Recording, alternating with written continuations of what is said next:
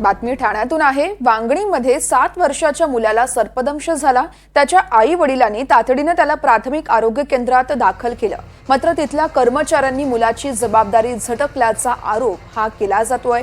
मुलाला उल्हासनगरच्या रुग्णालयात हलवण्या अगोदरच कर्मचाऱ्यांनी त्याच्या आई वडिलांच्या सह्या घेतल्या।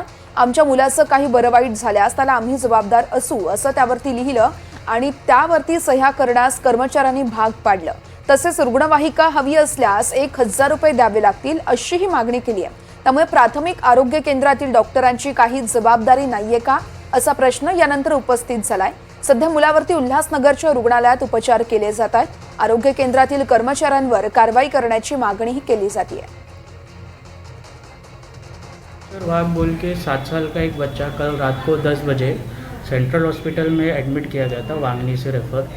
उसकी हमने उसको आने के बाद जो हम ट्रीटमेंट देते हैं ASC-वाई, वो हमने स्नेक बाइट का जो इंजेक्शन रहता है वो दिया है। और अभी जो पेशेंट की कंडीशन है वो स्टेबल है और पेशेंट अच्छे से खा पी रहा है और वो बैठ रहा है मतलब। और बाकी उसको कोई भी जैसे हम न्यूरोटॉक्सिक जो ये रहते हैं सिम्टम्स वैसा कुछ भी नहीं आया है उसको। अंबरनाथ तालुक्यातल्या वांगणी गावात एका 7 वर्षाच्या मुलाला सर्पदंश झाला आणि त्यानंतर त्याला उपचारांसाठी सुरुवातीला वांगणीच्या प्राथमिक आरोग्य केंद्रात नेण्यात आलं। तिथून त्याला उल्हासनगरच्या शासकीय मध्यवर्ती रुग्णालयात रेफर करण्यात आलं।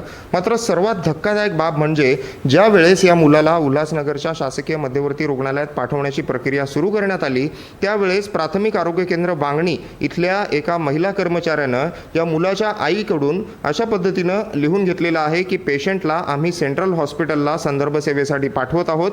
पेशंटला काहीही झाल्यास सर्वस्वी जबाबदार आपण राहाल आणि यावर या मुलाच्या आईचा अंगठा घेण्यात आलेला आहे। आपण या ठिकाणी ही कॉपी पाहू शकतोय। प्राथमिक आरोग्य केंद्रातनं जे लिहून घेतलेलं आहे त्याची ही कॉपी आहे। कशा पद्धतीनं मुलाच्या आईचा अंगठा याच्यावर घेण्यात आलेला आहे। खरं तर वांगणीचं जे प्राथमिक आरोग्य केंद्र आहे तिथे ॲम्ब्युलन्सची सुविधा उपलब्ध नव्हती। ज्यावेळेस हे कुटुंब तिथे गेलं आणि त्यांना सांगण्यात आलं की तुम्ही ट्रेनने उल्हासनगरला जा किंवा रिक्षा करून जा।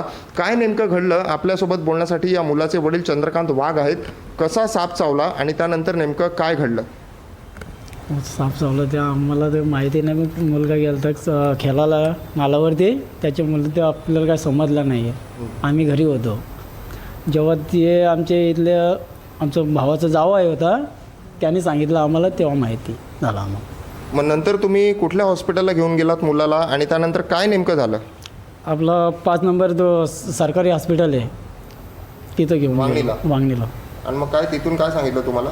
तिथून रिपोर्ट लिहून दिला आहे आणि बोलतो लिहून देतो, तुम्ही अंगठा द्या, जखमदारी तुमची। म्हणजे मुलाला जर काय झालं तर जबाबदारी तुमची असेल? हां, हो तसंच आहे।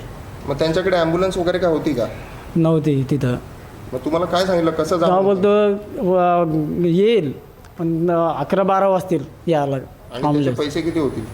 नाही, ते सरकारीचं बोलतो तर 1000 रुपये होतील आणि आमची बोलतो इथली आहे ना, ती बोलतो गेले बाहेर गाडी, त्याच्यामुळे ते बोलतो 1000 रुपये तुम्ही भराल का, बोलतो तिकडनं भेटेल तुम्हाला गरम पंचायतली। मग तुम्ही आले कसे इथे? इथे ट्रेनने आलो आहे।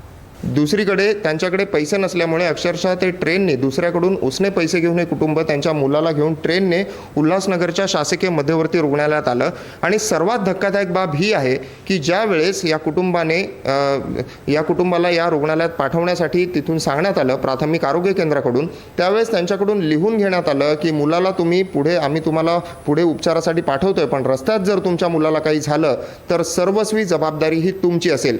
त्यामुळे या धक्कादायक प्रकारानंतर, संतापजनक प्रकारानंतर आता संबंधित आरोग्य केंद्राच्या कर्मचाऱ्यांवर काय कारवाई होते हे पाहणं महत्त्वाचं ठरेल। निनाद करमरकर, NDTV मराठी, उल्हासनगर।